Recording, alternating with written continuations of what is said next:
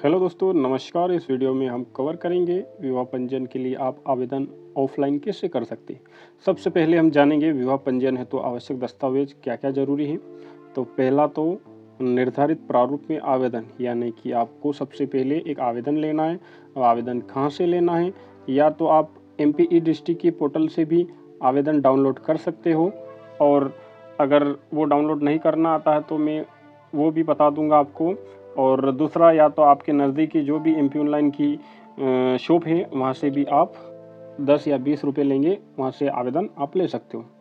फिर बाद में वर वधू का आधार कार्ड, दोनों के आधार कार्ड की फ़ोटोकॉपी, वर वधू की मार्कशीट, ये 10th की मार्कशीट लगेगी जिसमें जन्म तिथि स्पष्ट रूप से लिखी हो, या अगर मार्कशीट नहीं है तो अगर जन्म प्रमाण पत्र हो वो भी चलेगा, दोनों में से कोई एक। वर वधू का शपथ पत्र दोस्तों तब लगता है अगर किसी ने लव मैरिज करके कोर्ट मैरिज के थ्रू शादी की हो, उसी जगह शपथ पत्र की ज़रूरत पड़ेगी। अन्यथा अगर आपने एकदम सोशल शादी की है तो सामाजिक शादी की है तो कोई ज़रूरत नहीं पड़ेगी।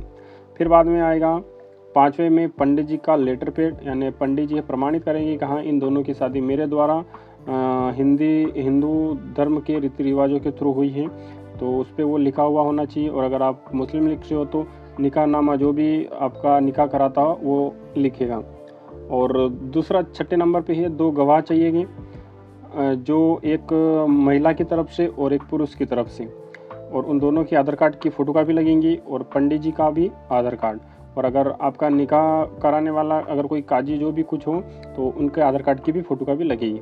पत्रिका की मूल प्रति यानी एक ओरिजिनल पत्रिका लगेगी, और 2 फोटो सिंगल और 2 फोटो जॉइंट। दोस्तों यहाँ पर मैं आपको स्पष्ट रूप से बता देना चाहता हूँ, 2 फोटो तो वर के लगेंगे सिंगल फ़ोटो पासपोर्ट साइज के, और 2 फोटो लगेंगे वधू के, और 2 जॉइंट फ़ोटो का मतलब ये है वरमाला हाथ लिए हुए, वो शादी के 2 जॉइंट फ़ोटो लगेंगे। ऐसा नहीं कि आप बाद के या करंटली पिछले या अभी के सिंगल फ़ोटो को जॉइंट करा लो, ऐसा नहीं चलेगा। जॉइंट फ़ोटो होने चाहिए और शादी के होने चाहिए, शादी की वेशभूषा में, और दोनों हाथ में वरमाला होनी चाहिए, ये फ़ोटो लगेंगे।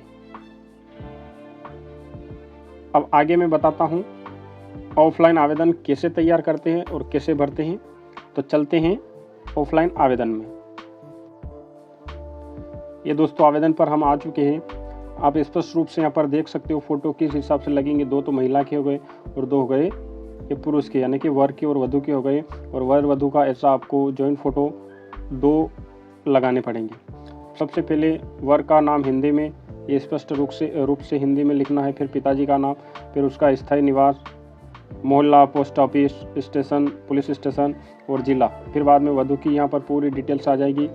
वधू की डिटेल्स आने के बाद में फिर सेकंड नंबर पे यानी क्रमांक 2 पे यहाँ से फिर आपको इसको भरना पड़ेगा इंग्लिश में।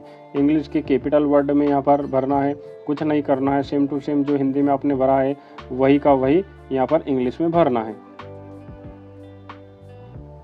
अब चलते हैं नेक्स्ट पेज पे।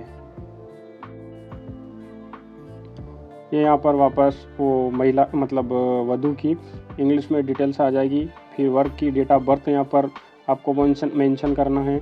उसके बाद में वर की विवाह के समय आयु कितनी थी, यानी जिस दिन आपका विवाह हुआ है उस समय की आयु कितनी आपकी थी। और वर की प्रतिस्थिति यानी कि वह अविवाहित है अगर, और शादीशुदा है तो क्या कारण है, वो विधुर यानी कि उसकी बीवी मर चुकी है तो विवाह करना चाहता है, जो भी कुछ हो यहाँ पर आपको मेंशन करना रहेगा। फिर वधू की जन्म तारीख, यहाँ पर डेट ऑफ बर्थ आ जाएगी। वधू के विवाह का समय कितनी आयु थी तो यहाँ पर वो मेंशन करना है। फिर वधू की परिस्थिति क्या है, यानी कि वह अविवाहिता है या विधवा है या विच्छिन्न है। अविवाहित है तो यहाँ पर आपको अविवाहित मेंशन करना है। फिर बाद में 4 नंबर पे आपको डालना है विवाह की तारीख, यानी आपकी शादी कब हुई थी। उसके बाद में क में वो हो गया, और ख में आपको डालना है ग्राम डोडिया, यहाँ पर पूरा ये एड्रेस आ जाएगा जहाँ पर आपका विवाह संपन्न हुआ है। उसके बाद में विवाह का प्रकार क्या है, अगर आप हिंदू धर्म में किए हो और हिंदू धर्म के रीति रिवाजों से हुआ है यहाँ पर हिंदू लिखोगे। अगर मुस्लिम धर्म में आते हो तो अगर निकाहनामा किया है या पढ़ा गया है तो यहाँ पर मुस्लिम करना। इसी प्रकार से जो भी धर्म आपका हो और उस हिसाब से अगर किया है तो वो यहाँ पर पढ़ना है। अब फिर बाद में मेन अपना टॉपिक आता है यहाँ पर 5वें के बाद में अन्य विवाह संपादित कराने वाले का विवरण, यानी कि विवाह किसने करा है, और अगर हिंदू धर्म में हो तो किस पंडित के थ्रू आपका विवाह हुआ है, तो उन पंडित जी की डिटेल्स आएंगी। यहाँ पर नाम आ जाएगा, फिर उनका पता आ जाएगा और फिर उनका मोबाइल नंबर यहाँ पर आपको लिखना पड़ेगा। उसके बाद नेक्स्ट पन्ने में 6 नंबर पे आपको साक्षी यानी विटनेस के पूरा एड्रेस देना है, यानी नाम क्या है, पता है, उनके मोबाइल नंबर जो गवाह है या साक्षी हैं।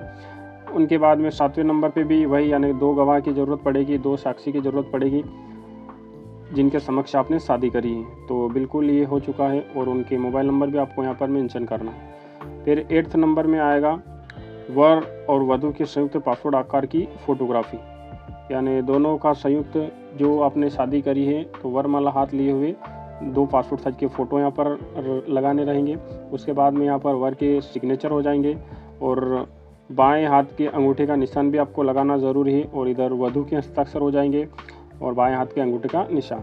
उसके बाद में यहाँ पर साक्षी के दोनों हस्ताक्षर हो जाएंगे, जो भी साक्षी है, जो गवाह हैं, तो उन दोनों के यहाँ पर हस्ताक्षर कर दीजिएगा आप। और इधर व्यक्ति के हस्ताक्षर जो भी जिसने आपका विवाह संपन्न करवाया हो उनके यहाँ पर सिग्नेचर करवाना अति आवश्यक है।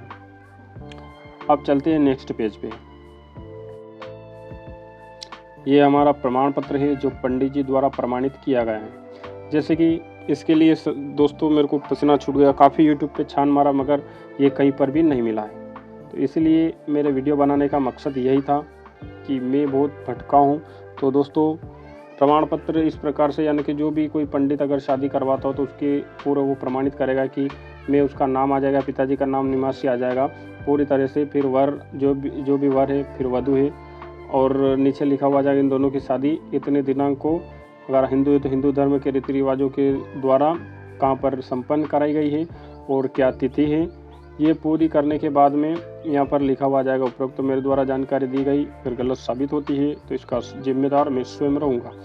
ये करने के बाद में नीचे प्रमाणित कर्ता का नाम आ जाएगा, गांव का नाम आ जाएगा, मोबाइल नंबर और सिग्नेचर हो जाएगा। उसके बाद में दोस्तों ये पूरा फॉर्म हो जाएगा फिलअप, और उसके बाद में आपको क्या करना है, उसके बाद में दोस्तों पूरा फॉर्म अगर आपका भरा जाए उसके बाद में जो मैंने फर्स्ट बार जो जितने डॉक्यूमेंट बताए थे उन सब का फोटोकॉपी का एक आपको सेट बना लेना है और इसके साथ में चिपका कर जो भी आपके नज़दीकी लोक सेवा केंद्र में यह फॉर्म जमा करा देना है। जमा कराने के बाद आपको एक रिसिप्ट मिल जाएगी, और अगर नहीं मिलती है तो उनको बोलना या फिर वो व्हाट्सएप के थ्रू एमपी डिस्ट्रिक्ट के पोर्टल से आपको रिसिप्ट प्राप्त हो जाएगी।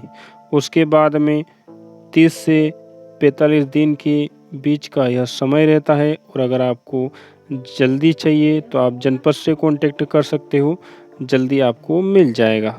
और 40 रुपये वहाँ का शुल्क रहेगा दोस्तों।